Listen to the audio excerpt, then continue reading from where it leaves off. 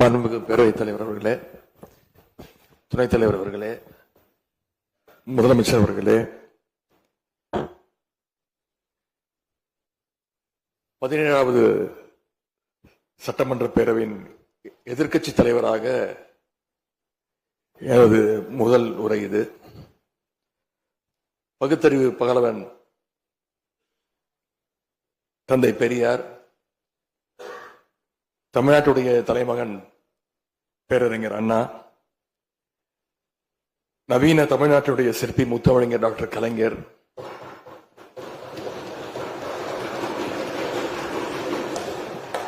இந்தியாவுக்கே வழிகாட்டிய திராவிட மாடல் ஆட்சியை தந்த திராவிட முன்னேற்ற கழகத்துடைய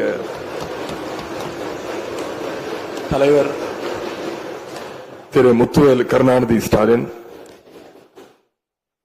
என எங்களுடைய தலைவர்களை எல்லாம் வணங்கி என்னுடைய இந்த உரையை துவங்குகின்றேன். முதல்ல என்னை 2வது முறையாக தேர்ந்தெடுத்து இந்த சட்டமன்றத்திற்கு அனுப்பிய என்னுடைய சேப்பாக்கம் திருவல்லிக்கேணி தொகுதி மக்களுக்கு என்னுடைய நன்றியை நான் இங்கே தெரிவித்துக் கொள்கின்றேன்.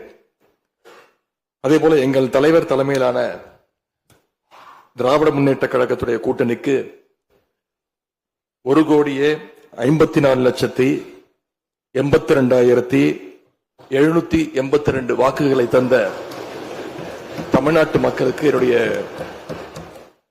நன்றியை நான் தெரிவித்துக் கொள்கின்றேன். அதேபோல எங்களுடைய கூட்டணி சட்டமன்ற உறுப்பினருடைய வெற்றிக்காக உழைத்த திராவிட முன்னேற்ற கழகத்துடைய அனைத்து நிர்வாகிகளுக்கும், முத்தமிழறிஞர் டாக்டர் கலைஞருடைய உயிரினும் மேலான அன்பு உடன்பிறப்புகளுக்கும், தோழமை இயக்க தலைவர்களுக்கும் தொண்டர்களுக்கும் என்னுடைய நன்றியை நான் தெரிவிச்சுக்கிறேன்.